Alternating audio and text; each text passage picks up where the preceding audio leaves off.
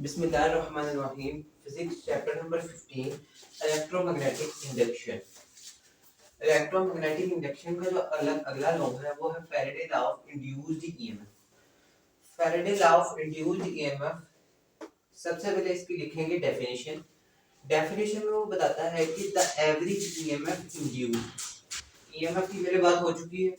EMF को कहते हैं जो एवरेज ईएमएफ है वो इंड्यूस्ड होती है इन ए कंडक्टिंग कॉइल, एक कंडक्टिंग कॉइल के अंदर जिसके n लूप है of n loops is equal, वो किसके इक्वल है, is equal to the negative of the rate, वो इक्वल है नेगेटिव के of the rate at which magnetic flux through the coil is changing with time, कि magnetic flux change हो time के साथ ये उसके इक्वल है। अब इस डेफिनेशन को समझे कि जो द एवरेज ईएमएफ, जो एवरेज ईएमएफ है इंड्यूस्ड होता है इन एक कंडक्टिंग कॉइल के अंदर ऑफ n लूप, जिसके n लूप्स हैं, is equal to the negative of the rate of change of magnetic flux, जो कि इक्वल है नेगेटिव के of the rate of change का मतलब होता है del magnetic flux phi over with time del T के इक्वल। क्या इक्वल है, average EMF of N loop के लिए,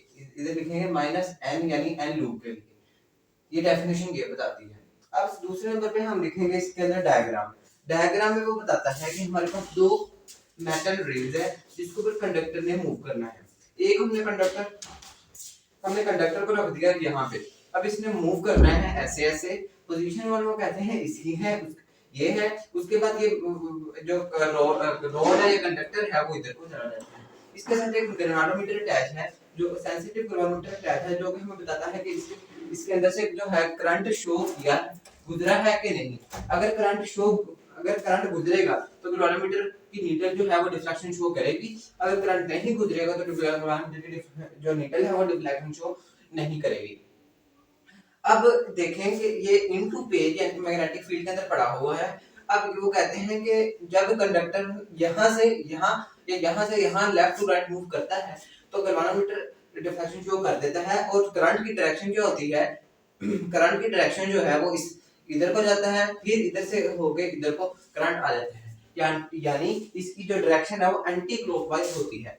इस इधर से जो पोजीशन 1 थी गैल्वेनोमीटर, यानी यहाँ से लेके फर्स्ट पॉइंट से लेके पोजीशन 1 तक जो डिस्टेंस तय किया इसने डेल x1 है, पोजीशन 1 से 2 तक डेल x, और टोटल जो डिस्टेंस तय किया है वो x2 है, और कितने टाइम के अंदर किया है, डेल t टाइम के अंदर भी किया है डिस्टेंस तय। उसके बाद जो है तीसरे नंबर पे हम इसकी एक्सप्लेनेशन लिखेंगे, इसके अंदर लिखेंगे let we consider that the length of the rod of the conductor is equal to L in time, its move from left to right in time interval del t, distance travel by time del t is, वो क्या है, del x total position 1 से position 2 का distance, इसमें से हमने x2 यानी total distance minus initial distance को हमने माइनस कर देना है, जब माइनस किया तो हमारे पास del x आ जाएगा। अब दूसरे नंबर पे velocity through which road move, यानी कि ये जो रोड मूव कर रहा है किस वेलोसिटी के साथ कर रहा है, वो वेलोसिटी हमें पता है, वेलोसिटी स्पीड या वेलोसिटी का फार्मूला होता है s del d over t। अब इधर d नहीं है, डिस्टेंस हमने लिया है x या del x, तो ये हम लिखेंगे del x over del t, तो v की जगह आ जाएगा del x over del t, इसको इक्वेशन नंबर क्या लिया 1। हमने पीछे पढ़ा है कि ईएमएफ जो है, पिछले लेक्चर्स में पढ़ा है कि ईएमएफ इज इक्वल टू होती है माइनस वीपीएल sin थीटा के, इसको इक्वेशन नंबर 2 कर लिया। अब इक्वेशन 1 को उठा के हमने इक्वेशन नंबर 2 के अंदर पुट किया, तो v की जगह लिख दिया del x over del t minus del x over del t bl sin theta. अब del x और l इकट्ठा कर लिया, b को बाहर ले गए, b del x dot l over del t, और साथ में क्या दी sin थीटा। अब sin थीटा अगर हम लिख लें फिर भी ठीक है, अगर ना लिखें फिर भी ठीक है, क्योंकि हम इसकी मैग्नीट्यूड ही लेंगे। अब del x डॉट l किसके इक्वल होता है, एरिया के, क्यों, क्योंकि डिस्टेंस और लेंथ इक्वल होती है एरिया के। अब del x डॉट l की जगह लिख दिया a ओवर del t, तो e is equal to minus b dot a, हमने पीछे पढ़ा है सेकंड चैप्टर के अंदर कि b dot a equal to होता है del phi, यानी चेंज इन फ्लक्स के इक्वल होता है।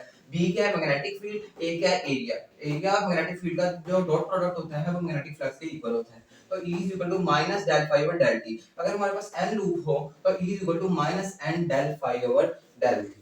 ये था Faraday law of induced EMF, जिसमें हमारे पास कुछ बातें थी जो इंपॉर्टेंट लॉन्ग क्वेश्चन है, तो आप इसको तैयार करें, बुक से एक दफा जरूर रीड कर लीजिएगा। ये था आज का लेक्चर। अगर प्लीज इस चैनल को सब्सक्राइब, लाइक और शेयर कीजिए। अल्लाह हाफिज।